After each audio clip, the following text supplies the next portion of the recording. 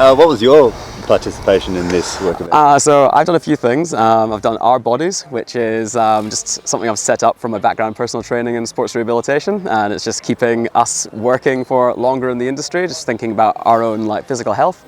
And then just from the judging that I've done at competitions, mainly focusing on the aerial rescue, I've just gone over what myself as a judge, but also other people as judges look for in the criteria.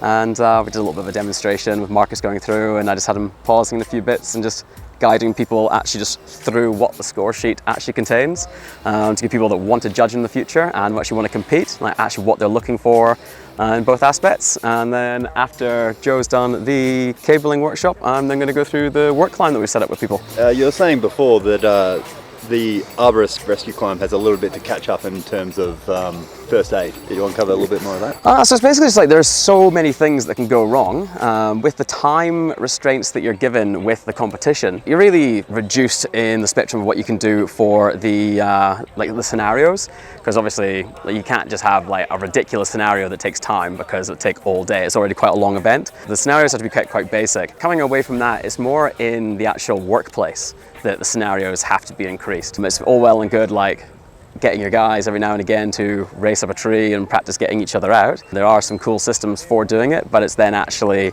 having people ready for different scenarios and different situations that they could find themselves in the workplace. I don't think enough of those are covered as such, and then the techniques to get them down quickly and safely.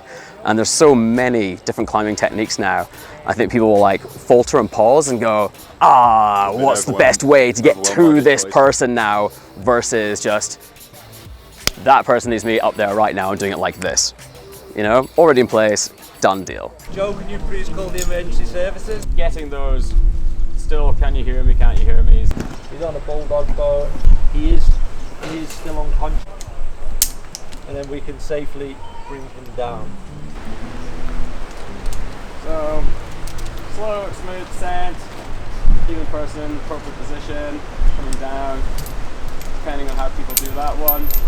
Different points, different aspects of that. Right, we'll leave room for other things, but if somebody has literally positioned that person fantastically, they're really, really secure.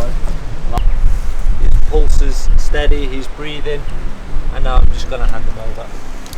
So if the paramedics are here, then that's fine. Leave them right there. Paramedics can do what they want. If paramedics aren't here and you've got an unconscious person, then that would then be where the recovery position is.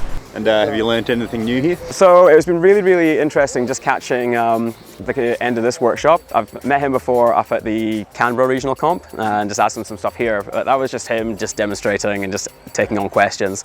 Actually hearing him talking about the product and more things that you can do and the different sizes of the different hollows has been really, really awesome. And that's something that I'd love to get into, him talking about collecting pieces of wood. That's something I've been doing for a little while. We do a lot of habitatting in the ranges where I am, so it's something I'm really looking to push in the future for getting extra habitat work for the company. Give it a little bit back. Yeah, totally.